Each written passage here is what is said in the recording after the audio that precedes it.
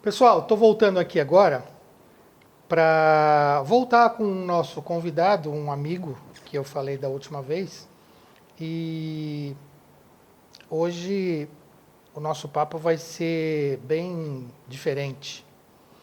Eu vou conversar de novo com o Fábio Alan. Tudo bem, Fabinho? Tudo, e aí, Marcião? Tranquilo? Tudo tranquilo. Hoje o nosso papo vai ser sobre. Eu vou precisar até ler isso aqui porque o nome é muito complicado. Neuroplasticidade cerebral. Forte isso, hein? Fabinho, simples. Muito simples. Primeira pergunta. O que é neuroplasticidade cerebral? Neuroplasticidade ou plasticidade é flexibilidade, né, da plástico. O plástico ele é flexível. E o nosso cérebro também ele tem uma capacidade de se recompor, né? No caso de acidentes, a pessoa, lógico, nem todo tipo de acidente a pessoa consegue restaurar aquilo como uma pessoa fica tetraplégica, mas um AVC, a pessoa tem alguns esquecimentos, ela consegue, o cérebro consegue se reconectar de uma forma diferente. Ele cria pontes novas, novos caminhos para conseguir acessar determinadas partes do próprio cérebro. Vamos supor que se fosse um HD, ele abriria novas pastas? É mais ou menos isso? Ou não? Necessariamente falei bobagem? Quase isso, um HD ele é um disco. Aham. Aí, naquele disco, naquela trilha daquele disco, há um risco. Então, ele pula aquilo ali, é como ter apagado uma pasta. Uhum. Aí, o que acontece? Se fosse o disco rígido fosse plástico, ele cria um caminho para baixo, passava por baixo do risco, subia e continuava. Então, ele fazia um link por um caminho novo. Em vez de fazer o caminho certo, redondinho, ele paria por um outro caminho. Ele mudava o trajeto para ligar com um outro lado. Então, o neurônio ele tem essa flexibilidade de se compondo e essa fase, né, e a fase de maior produtividade em plasticidade é quando nasceu até os 2 anos de idade. A parte de infância, né? Mas ali o crescimento, o desenvolvimento do cérebro, então o aprendizado na parte da infância que é fácil das crianças aprenderem outros idiomas de uma forma simples e prática. Agora o adulto já tem uma dificuldade maior. Então a plasticidade é uma flexibilidade, aquilo que ele consegue se desenvolver. Essa neuroplasticidade, de que forma que ela ajuda o cérebro a se adaptar com esse tipo de mudança? Qual a forma mais simples para ela ajudar o cérebro? Ó, coisas do cotidiano, do dia a dia, a gente vai fazendo da mesma forma. Só que ficou simples. Só que quando a gente precisa de uma alternativa, a gente não tem. Agora, se você pratica no seu dia a dia, estou conversando com o Márcio, mas eu presto atenção na conversa, como está o olho dele, como está a boca, não simplesmente só conversa, mas presta atenção no ambiente, o quadro, tudo. Então, você faz o seu cérebro ele trabalhar ele pegando links. Um exemplo, eu tenho TDAH. Então, meu cérebro tem algumas dificuldades, principalmente na área de aprendizado.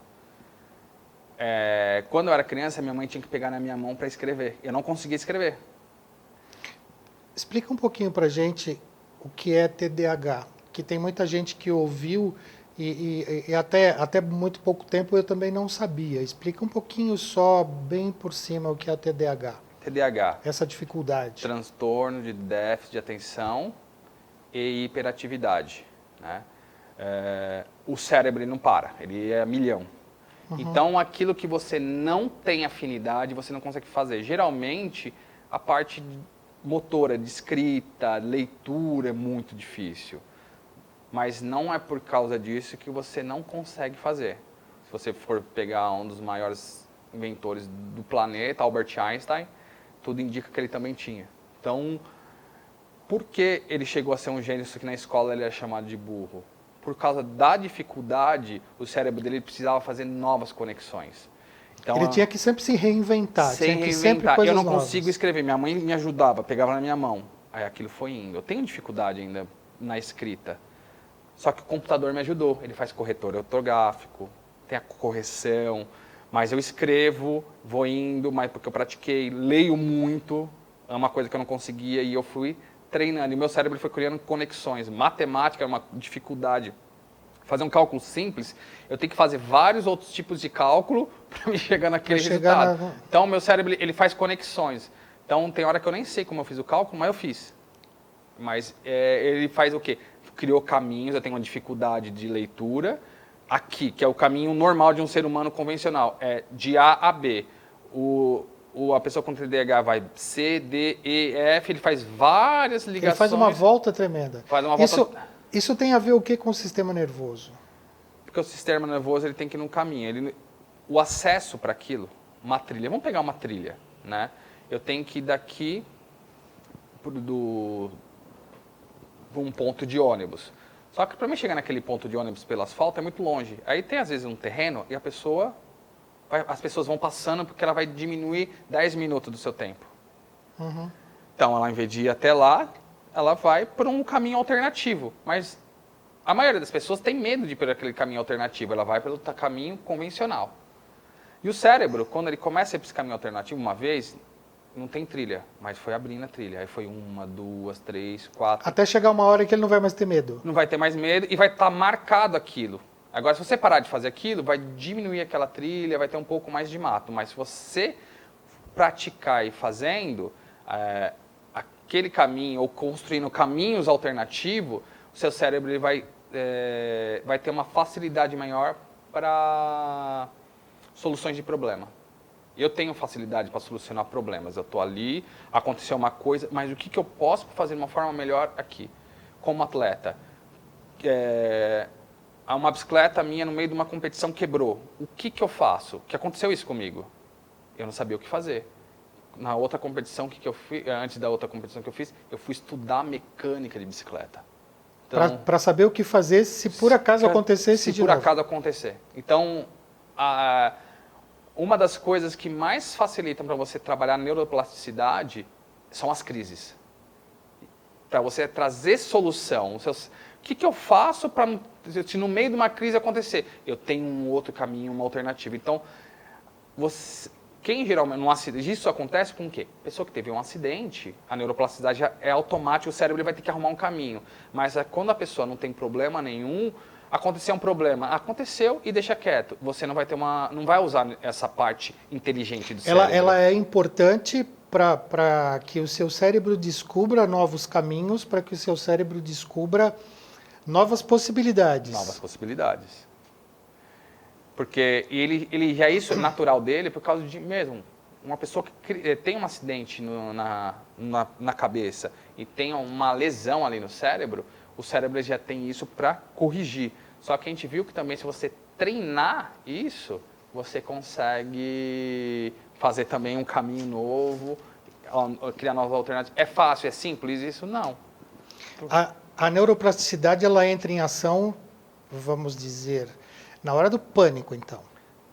Também. Na hora que aquilo que te agrada muito também é legal. Só que é difícil a gente ter uma coisa que te marca, assim, como ter alegria. Não é o tempo todo. Agora, qualquer coisa... que é mais fácil uma coisa ser marcante quando ela é negativa. Quando ela é positiva, quem tem bastante coisa. No dia a dia ela é positiva. Né, ali, as coisas, o cotidiano. Então, às vezes, tem algo a mais que foi muito bom, uma sensação muito boa. Também a neuroplasticidade também trabalhei mais, é mais fácil em questão de crise, porque o trauma ele é complexo. Né? Então, você lidar com um corte, até nisso, dor, teve dor, eu bati a mão naquele canto, você evita aquele lugar, lugares perigosos, até determinados tipos de alimento. Eu como aquele alimento, me fez mal, aí o cérebro já coloca um bloqueio. Que dica que você pode dar para a gente induzir a aumentar a neuroplasticidade? Primeiro item, se alimentar bem. O cérebro é a parte do nosso corpo, é o que mais consome energia. E energia de qualidade. Porque os neurônios, é como se fosse, eles são fios elétricos. Só que tem conexões. Ele não encosta, tem parte do alimento mesmo que vai melhorar essas conexões e vai transmitir de um para o outro. Eles não são uma peça só, eles são várias peças que interligam uma na outra. Então, com essas conexões e você ter uma boa alimentação, ele vai ter uma fluidez melhor da transmissão de dados, igual um computador transmite esses dados nesses pulsos elétricos no cérebro. Alimentação. Boas noites de sono. Se divertir. Essa é a melhor parte, né?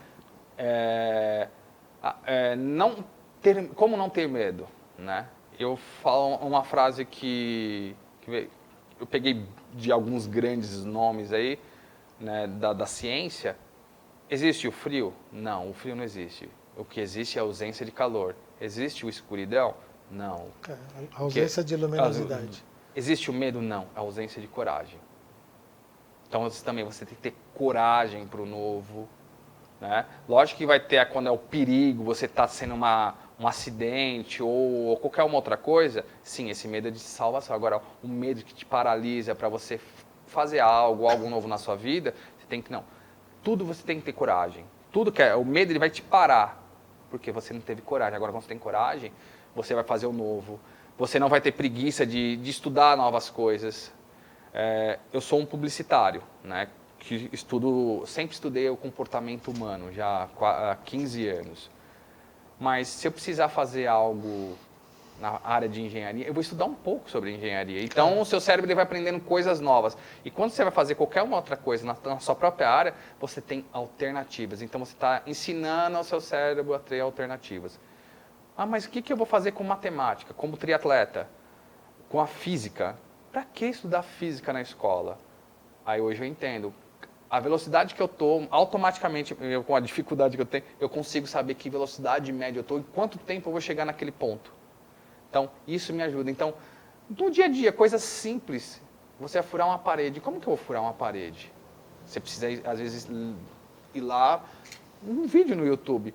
Como furar uma parede só pegar a broca e furar. Mas se a parede for muito dura, você coloca uma broca fininha, uma média e uma grossa. Então, você vai aprendendo. Vai aperfeiçoando. Vai aperfeiçoando no dia a dia. Então, quando você fazer todas as coisas, você tem várias informações no seu cérebro, né, você vai fazer uma função X, seu cérebro vai pegar todas aquelas informações e vai fazer aquelas conexões em milésimos de segundo, você vai fazer isso. Então, você vai se tornar mais rápido. Não é à toa que o Einstein, Thomas Edison, eles conseguiram fazer grandes coisas, porque eles sempre estavam atrás de alternativas, conhecimentos totalmente diferentes da área deles. Na hora que eles iam construir algo, todas aquelas ferramentas que tem no cérebro deles se juntavam e criava algo grande, porque as pequenas coisas que eles foram aprendendo no seu dia a dia se tornou grande. Gente, o nosso papo aqui está muito bom, mas a gente tem que terminar, infelizmente. Fabinho, eu agradeço muito a tua presença mais uma vez. O Fábio, ele é coach esportivo. O Fábio é publicitário de profissão, como eu falei. E conhece muito. Acompanha ele pelas redes sociais, que você vai saber muito mais a respeito disso. Fábio, um grande abraço. Eu que agradeço. Ismael, vamos dar um giro aí, já já eu volto.